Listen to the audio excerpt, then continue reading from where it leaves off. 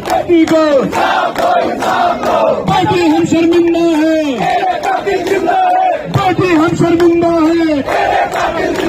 ये है जिस प्रकार की घटना हुई है, हमने दिल्ली पुलिस से आज मांग करी है कि आप उस बच्ची को इंसाफ मिले और जो आरोपी हैं उन आरोपियों को सख्त से सख्त सजा दी जाए, फांसी की सजा दी जाए ऐसे आरोपियों को जिन्होंने ऐसी घटना करने का काम किया है। और दिल्ली पुलिस एक मिसाल पेश करे कि दिल्ली के अंदर बहन बेटियां अपने को सुरक्षित महसूस करें, उन माताओं को, उन बहनों को विश्वास दिलाएं जिनकी बच्चियां हैं, जो खुद हैं, कि दिल्ली पुलिस उनके साथ खड़ी हुई है। और मैं एलजी साहब को कहना चाहता हूं, जब से आप आए कुर्सी पे, आपने दिल्ली की कानून व्यवस्था को ध्वस्त कर दिया है। दिल्ली की कानून व्यवस्था पर ध्यान दीजिए एलजी साहब। आप नाली पे ध्यान देते हो, आप कूड़े की फोटो ट्वीट करते हो, लेकिन आप दिल्ली पुलिस की फोटो ट्वीट नहीं करते हो। आप दिल्ली के थानों को दौरा कीजिए, हमारी बहन बेटियों को सुरक्षित माहौल दिल्ली के अंदर दीजिए। आपने जो फांसी की मांग की है, अगर ये ऐसा नहीं करती है ये गवर्नमेंट, तो आपका अगला कदम क्या होगा? अगला कदम होगा एलजी हाउस पे धरना। वहां से बात नहीं बनेगी। अगला कदम होगा अमित शाह जी के यहाँ, जिनके पास दिल्ली की कानून व्यवस्था सीधे तौर पर है, उनके यहाँ पे धरना देंगे, लेकिन बेटी को इंसाफ दिला करेंगे।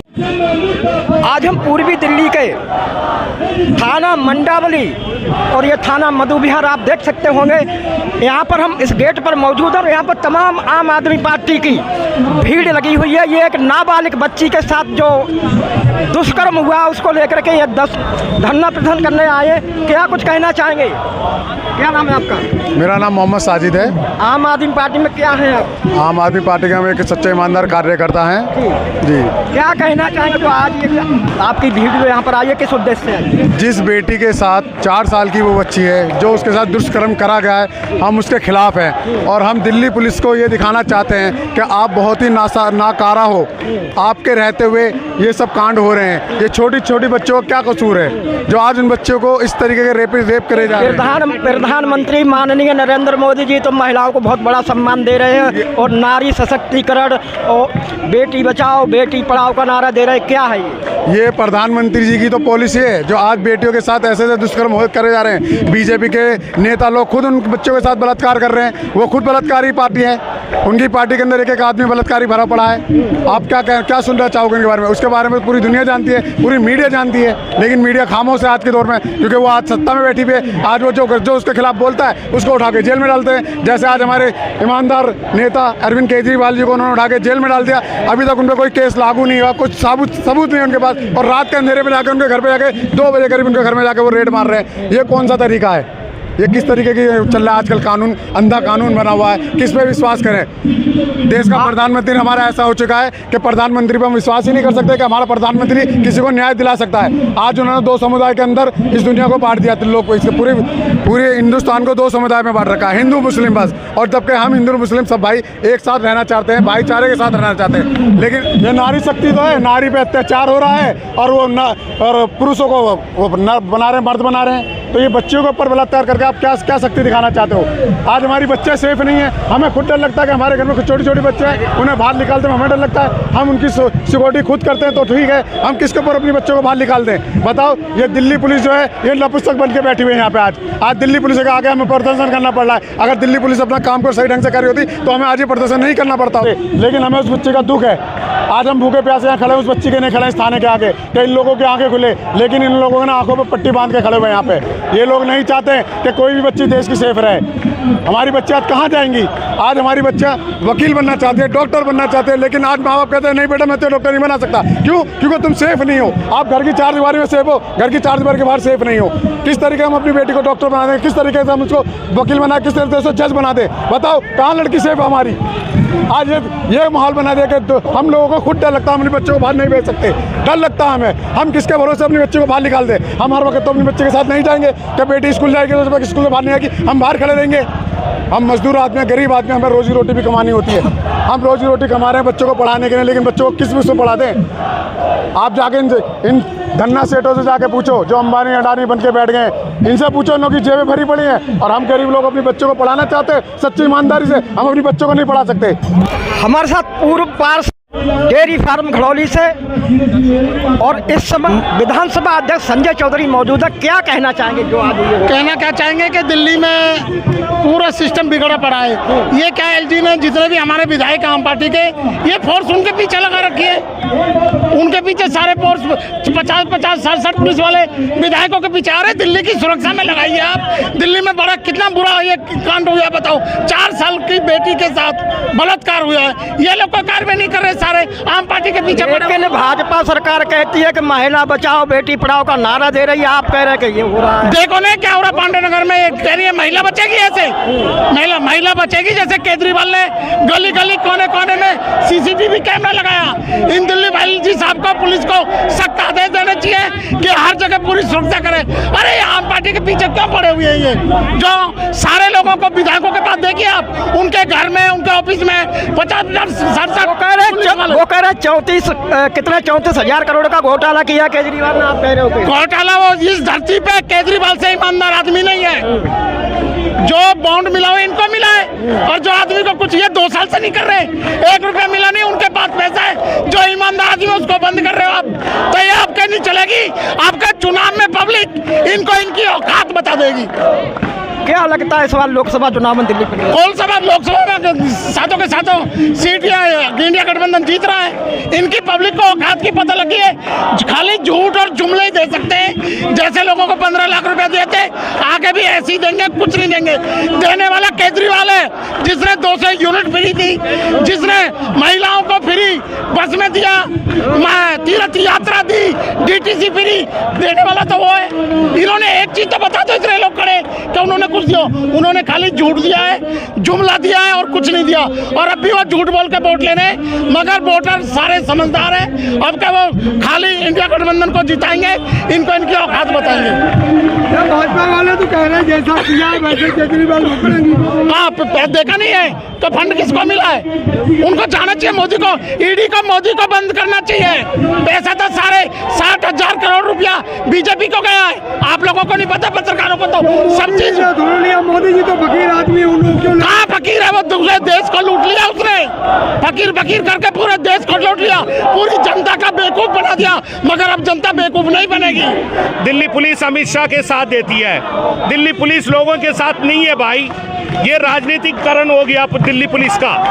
पहले राजनीतिकरण नहीं था, आज जो है हिंदुत्व में बदल गया ये। इसलिए आज जो है पूछ के कराया जा रहा, दिल्ली पुलिस और अमित शाह मिलकर के करा रहे हैं ये। आप तो खुद एक एडवोकेट है, आपको मैं सुप्रीम कोर्ट का लॉयर हूँ। पास्को लगा हुआ, 376 लगी है।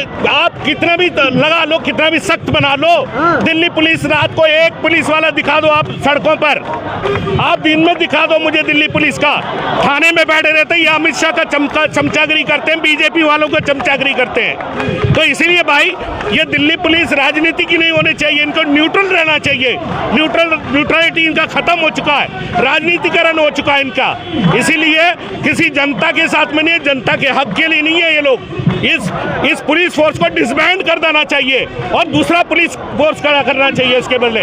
ये करप्ट हो चुके हैं। थाने में हम दोनों लड़ लेंगे, 2000 रुपये आपसे लेंगे, मेरे से 2000 रुपये लेंगे, इस तरह की कहानी है इस पुलिस स्टेशन के अंदर। इसलिए पूरा व्यवस्था जो है करप्ट हो चुका है। जब तक अमित शाह जो होम मिनिस्टर रहेगा, इसी तरह का जो है वातावरण जो है रहेगा इस दिल्ली पुलिस का। दिल्ली पुलिस को न्यूट्रल रहना चाहिए, न्यूट्रलिटी खत्म हो चुकी है। इस न्यूट्रलिटी को खत्म करने के लिए दिल्ली पुलिस को पूरा सस्पेंड करके, डिसबैंड करके, जैसे अमेरिका में किया है वैसे इंडिया में भी करना पड़ेगा, तब जाके न्यूट्रल होंगे। कार्रवाई तो हुई है ना, गिरफ्तार हो गया भाई साहब, कार्रवाई रोज होती है, बलात्कार रोज क्यों होती है? मुझे बताइए, बच्ची के साथ बलात्कार रोज क्यों होती है? औरतों के साथ बलात्कार रोज क्यों होती है? ये जानबूझ के कहा जा रहा है कि देश के अंदर, दुनिया के अंदर हम जो है एक व्यवस्था जो है खराब है उसको हम सुधार रहे, लेकिन सुधर तो नहीं रहा। सख्त से सख्त कानून बना लो आप लोग, लेकिन कुछ नहीं बदल रहा जब तक पुलिस जो है, पुलिस को पता ही नहीं क्या हो रहा है। पुलिस सोई रहती है थाने के अंदर। और सिर्फ अपने अफसरों की बात सुनती है, जनता की बात नहीं सुनती है भाई साहब। सीएम साहब तो कह रहे हैं नारी शक्ति की बात कर रहे हैं। अरे नारी शक्ति, उसका शक्ति अपने बहू अपने बीवी को तो संभाल ले नारी शक्ति। वो नारी शक्ति जो है 33% आरक्षण पार्लियामेंट के अंदर, कौन सा आरक्षण दिया इन्होंने, उसको लटका रखा है, उसमें कोई फायदा नहीं है। इलेक्शन तक है वो, सारे इलेक्शन के लिए जुमले हैं वो कोई आरक्षण 33% देने वाले नहीं है। नारी शक्ति तो हमारा हमेशा रहा है, 33 करोड़ भगवान में इसमें 75% नारी शक्ति है। तो हमारे भगवान सारे जो है नारी है, संतोषी माता से लेकर सब लोग हमारे जो बिल पास हुआ था, आपको तो जानकारी है? मुझे सारे मालूम है। महिला बिल जो है 33% आरक्षण पार्लियामेंट के अंदर, वो सिर्फ जुमला है इलेक्शन जीतने के लिए, उसके बाद कुछ नहीं होगा। बाकी जुमलों की तरह 15 लाख जो आपके खाते में आना था। बचाओ बेटी पढ़ाओ का नारा दे रहे हैं। मणिपुर के अंदर नंगे नाच हो रहा था, आज तक प्रधानमंत्री वहां पर नहीं गया। भूटान जा रहा है, बाहर देशों में घूम रहा है। अभी हमारे केजरीवाल साहब ने महिलाओं के लिए फ्री बस के अंदर 1000 रुपए जो है महिलाओं के लिए किया है।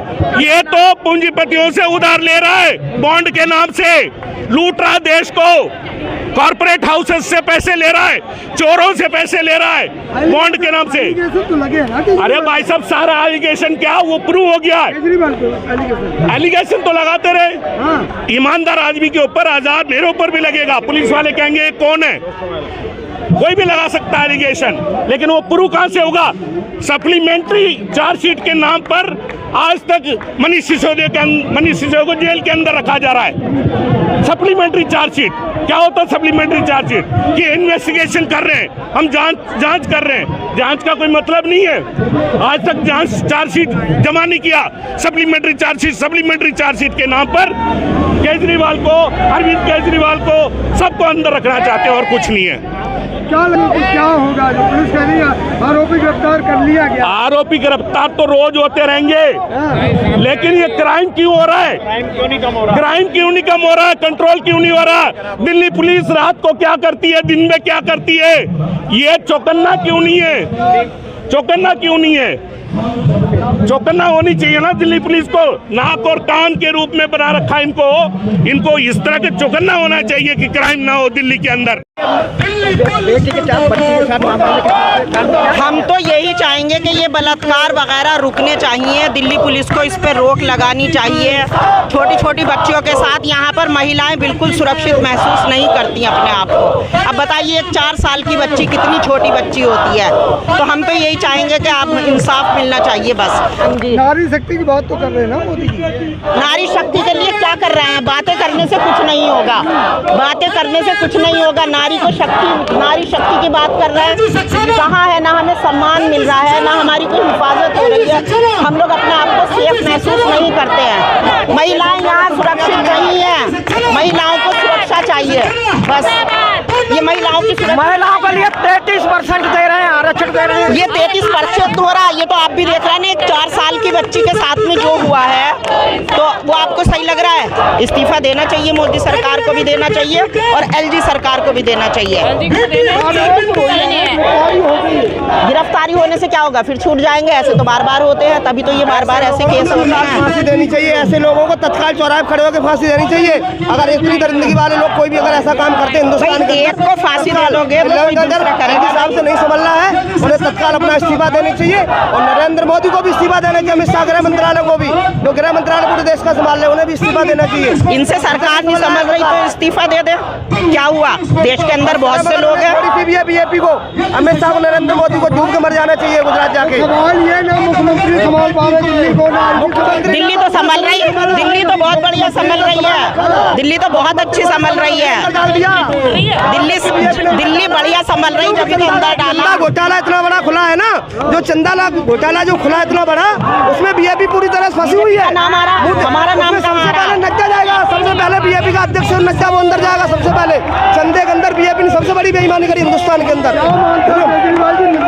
100% निर्दोष है, 101% मनीष सिसोदिया, अरविंद केजरीवाल, संजय सिंह 101% निर्दोष है। और एक दिन साबित आपको ये करेंगे देश के अंदर, जिस दिन केंद्र में सरकार चेंज होगी, बीजेपी के 99% नेता जेल के अंदर जा रहे होंगे करप्टेड में, सारे करप्टेड हैं, एक भी नहीं छोड़ूंगा। नेता कह रहे जैसी करनी ऐसी बातें। क्या करा, साबित तो करो ना। साबित तो कुछ हुआ ही नहीं। आप इन्वेस्टिगेशन कर रहे हैं, जेल में क्यों बंद कर रहे हैं? आप आरोप लगाया है, आप आरोप लगाया, सिद्ध तो करो। आपने जेल में क्यों बंद कर दिया?